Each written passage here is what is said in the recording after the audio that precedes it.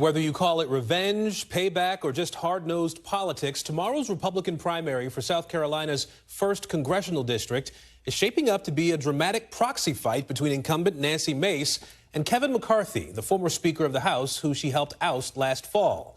NBC's Vitali has more from the Palmetto State.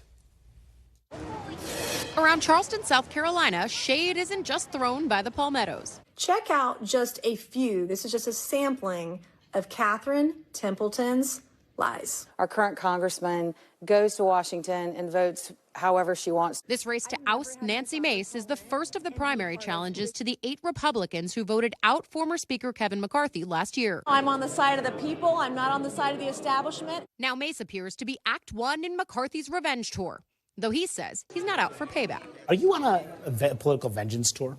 No, I know you guys try to say that. McCarthy says it's not a revenge tour. Oh, 100%. He's a mean girl. I mean, oh, absolutely. He's a mean girl. This is all about revenge. It's about powerful people that were taken out. No regrets about Never. that vote. Never. Mace is no stranger to intra-party feuds. Last cycle, her quarrel was with Trump. He endorsed her challenger, who she beat by 5,000 votes. Now she's back in Trump's favor. Congresswoman Nancy Mace. We've come a long way.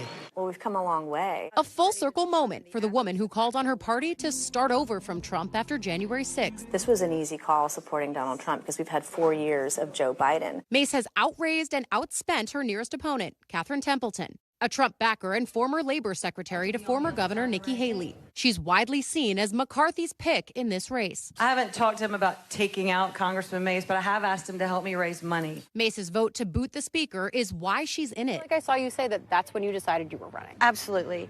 She broke our trust, and she did it by voting out Kevin McCarthy. Still, she downplayed the former speaker's power. All due respect to Kevin McCarthy, who is, I'm sure, a wonderful man, nobody's paying attention to Kevin McCarthy in the low country of South Carolina.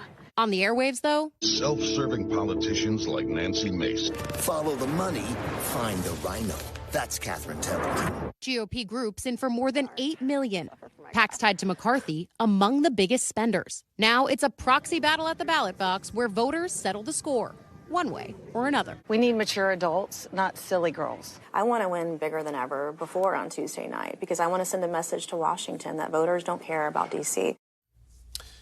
And Vitali joins us now from Charleston. So, we heard from Templeton herself there, but is anybody in South Carolina paying attention to Kevin McCarthy? Does it seem like that's the case? If this is a revenge tour, did he pick an effective platform?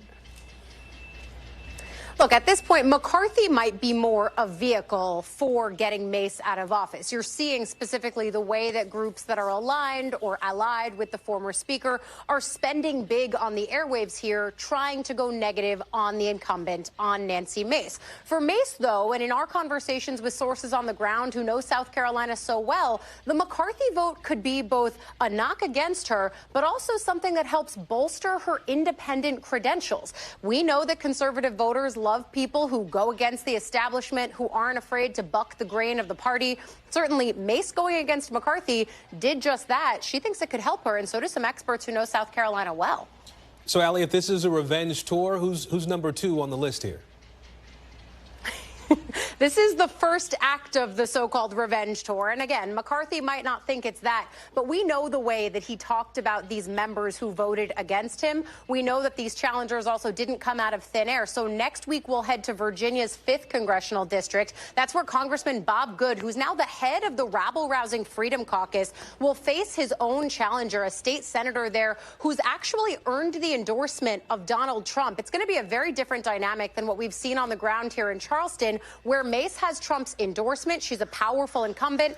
Good, on the other hand, is working against the Trump grain. He could be in some trouble, but of course, we'll see that next week. You mentioned Nancy Mace having Trump's endorsement. There was a point in time when she did not. I mean, some would say, has a unique ability to sort of create some bad blood among party leaders there, including former President Trump at one time, and still survive. Does something like this only strengthen her hand, you think?